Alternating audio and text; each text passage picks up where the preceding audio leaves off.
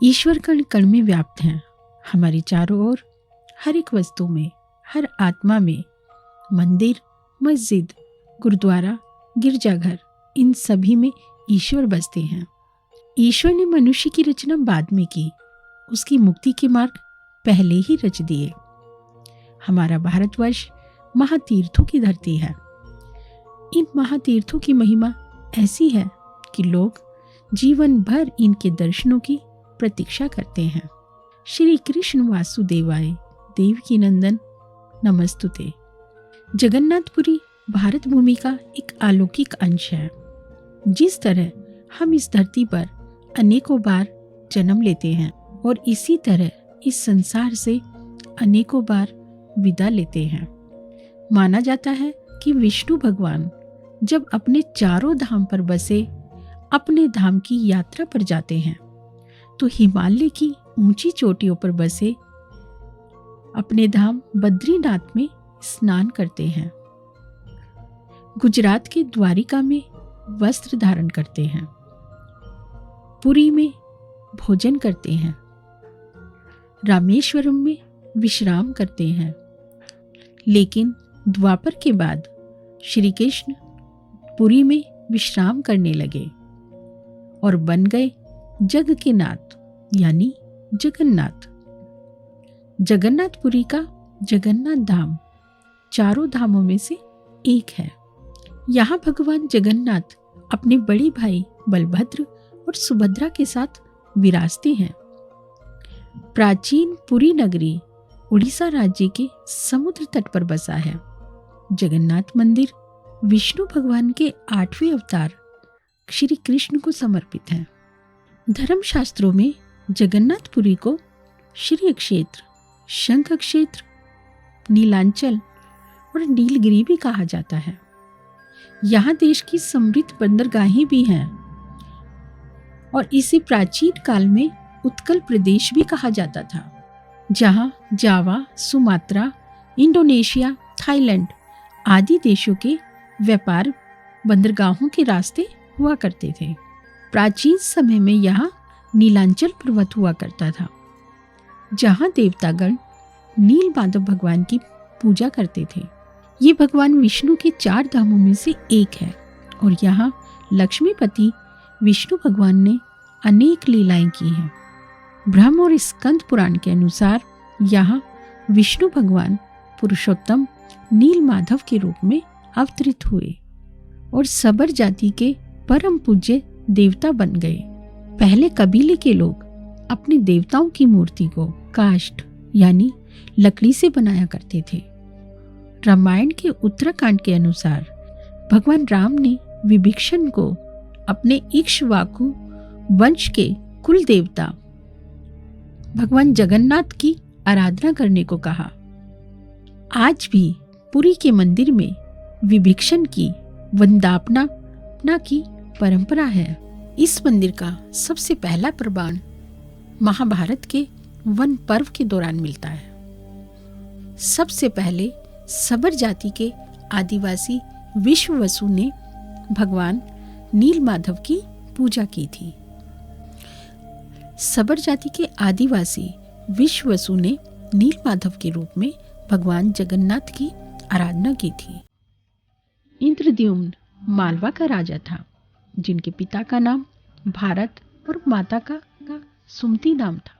एक बार राजा इंद्रद्युम्न जब भगवान नील माधव के दर्शन करने हेतु आए तो भगवान नील माधव अचानक अदृश्य हो गए। राजा की विशेष प्रार्थना करने पर भगवान विष्णु एक रात उनके सपने में आए और उन्होंने कहा कि नीलांचल पर्वत की एक गुफा में मेरी मूर्ति है, उसे नील माधव कहते हैं। तुम एक मंदिर बनवाकर उस मूर्ति को स्थापित करो। राजा ने अपने सेवकों को नीलांचल पर्वत की खोज के लिए भेजा। उसमें एक था ब्राह्मण विद्यापति। विद्यापति ने सुन रखा था सबर कबीले के लोग नील माधव की पूजा करते हैं और उन्होंने उस मूर्ति को नीलांचल पर्वत की एक गुफा में छुपा रखा है। वो ये भी जानता था कि सबर कबीले का मुखिया नीलमाधव का उपासक है और उसी ने ही नीलांचल पर्वत की एक गुफा में मूर्ति को छुपा रखा है। चतुर विद्यापति ने मुखिया की बेटी से विवाह कर लिया। आखिर में अपनी पत्नी के जरिए नीलमाधव की गुफा तक पहुंचने में सफल हुआ। उसने मूर्ति चुरा ली और राजा को लाकर दे दी। विश्ववसु अपने आराध्य देव की मूर्ति चोरी हो जाने से बहुत दुखी हुआ। अपने भक्त के दुख से भगवान भी दुखी हुए और भगवान गुफा में लौट आए। राजा इंद्रद्युम्न से एक वादा भी लिया कि वो एक दिन जरूर लौटेंगे, बशर्ते कि वो उनके लिए एक विशाल मंदिर बनवा दे। तब राजा ने एक विशाल मंदिर बनवा दिया और भगवान विष्णु से प्रार्थना की कि उस मंदिर में विराजमान हो। तब भगवान ने कहा, तुम मेरी मूर्ति बनाने के लिए समुद्र में तैर रहा एक बड़ा सा लकड़ी का टुकड़ा उठा लाओ। में तो द्वारिका से समुद्र में तैरकर पुरी की ओर आ रहा है। राजा के सेवकों ने उस लकड़ी के पेड़ को तो ढूंढ लिया, लेकिन सभी लोग मिलकर भी उस पेड़ को उठा ना पाए। तब राजा को समझ आया, सबर कबीले के मुखिया विश्ववसु की सहायता लेनी पड़ेगी। सभी लोग उस वक्त हैरान हो गए जब विश्ववसु अकेला ही उस लकड़ी के टुकड़े को उठाकर मंदिर तक ले आया। अब बारी थी लकड़ी से मूर्ति गढ़ने की, लेकिन राजा के कारीगरों ने लाख कोशिश की, लेकिन कोई भी कारीगर उस लकड़ी में एक भी छैनी या हथौड़ी नहीं लगा पाए। तब तीनों लोगों के कारीगर भगवान विश्वकर्मा एक बूढ़ी का रूप धरकर आए। उन्होंने राजा से कहा कि मैं नीलमाधव की मूर्ति इन लकड़ियों से बना सकता हूँ, लेकिन मेरी एक शर्त है कि वे 21 दिन तक मूर्ति बनाएंगे। कोई भी उन्हें मूर्ति बनाते वक्त देख नहीं सकता। उनकी शर्त मान ली गई और लोगों को छैनी हथौड़ी की आवाजें एक बंद कमरे से आती गईं। राजा इंद्रद्युम्न की पत्नी रानी गुंडीचा अपने आप को रोक नहीं पाई। वह दरवाजे के पास गई तो उन्हें कोई आवाज सुनाई नहीं दी और वो घबरा गई। उनको लगा कि कहीं बूढ़ा कारीगर मर तो नहीं गया। उन्होंने राजा को इसकी सूचना दी। अंदर से कोई आवाज सुनाई नहीं दे रही थी, तो राजा को लगा कि कहीं कोई अनहोनी ना हो गई हो और उन्होंने सभी शर्तें दरकिनार कर राजा ने कमरे को खोलने का आदेश दे दिया गया। जैसे ही कमरा खोला गया, वो बूढ़ा व्यक्ति अचानक गायब हो गया और वहां पर 3 अधूरी मूर्तियां पड़ी मिली। भगवान नीलमाधव और उनके बड़े भाई, उनके छोटे छोटे हाथ बने थे, जबकि उनकी टांगें नहीं बन पाई थी, और सुभद्रा के तो हाथ और पांव दोनों ही नहीं बने थे। भगवान ने उन्हें स्वप्न में दर्शन दिए और कहा कि आज से वो इसी लकड़ी की मूर्ति में प्रकट हुआ करेंगे। राजा ने इसे भगवान की इच्छा मानकर उन मूर्तियों को ऐसे ही स्थापित कर दिया। तब से लेकर आज तक तीनों भाई बहन ऐसे ही विद्यमान हैं। इस तथ्य को प्रमाणित करने वाले आज भी जगन्नाथपुरी में आदिवासी मूल के सेवक हैं, जिन्हें दैत्यपति कहा जाता है। विशेष बात यह है कि भारत सहित विश्व के किसी भी अन्य वैष्णव मंदिर में इस तरह की परंपरा नहीं है। बेशक जगन्नाथ जी को कृष्ण का अवतार माना जाता है, लेकिन जहां तक जगन्नाथपुरी के ऐतिहासिक महत्व का प्रश्न है, पुरी का उल्लेख महाभारत के वन पर्व में मिलता है। 5 पांडव भी अज्ञातवास के दौरान भगवान जगन्नाथ के दर्शनों को आए थे। श्री मंदिर के अंदर पांडवों का स्थान अभी भी मौजूद है।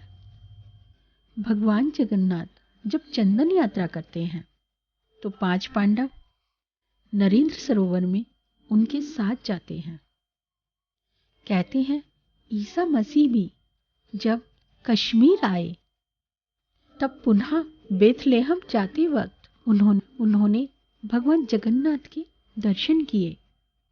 महाराजा रणजीत सिंह ने अपने अंतिम दिनों में ये वसीयत भी की थी कि वो विश्व का सबसे अमूल्य और सबसे बड़ा कोहिनूर हीरा इस मंदिर को दान करेंगे।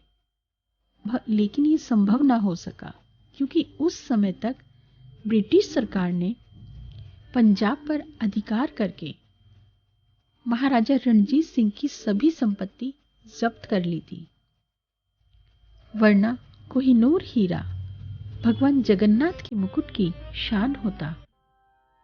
मंदिर की पश्चिम दिशा में एक बेड़ी हनुमान मंदिर है। ये जंजीर से जकड़े हनुमान जी का मंदिर है जो समुद्र तट के नजदीक ही स्थित है, जो पुरी के चक्र नारायण मंदिर की पश्चिम दिशा की ओर बना है। इसे दरिया महावीर मंदिर कहा जाता है। कहा जाता है कि 3 बार समुद्र ने भगवान जगन्नाथ के मंदिर को तोड़ दिया था। हनुमान जी को यहाँ समुद्र से रक्षा करने हेतु नियुक्त किया था, परंतु जब जब हनुमान जी स्तुति करते हुए भगवान जगन्नाथ के दर्शन को जाते थे तो पीछे पीछे समुद्र भी दीवारें तोड़ उनके पीछे चले जाते थे। हनुमान जी की इस आदत से परेशान होकर महाप्रभु भगवान जगन्नाथ ने उन्हें सोने की जंजीरों से जकड़ दिया। तब से हनुमान जी इसी रूप में भगवान जगन्नाथ के मंदिर की रक्षा करते हैं। हर इंसान के जीवन में एक समय ऐसा जरूर आता है जब उसे महसूस होता है कि भगवान के अलावा उसका कोई अपना नहीं। ठीक वैसे ही पुरी में पुण्य के अनगिनत उपाय हैं। जगन्नाथपुरी के पालनहार हैं। ईश्वर से ऐसा अपनापन और प्रेम श्रद्धा की पराकाष्ठा है। भगवान उस वृत्त की भांति है जिसका केंद्र हर जगह है परंतु परिधि कोई नहीं।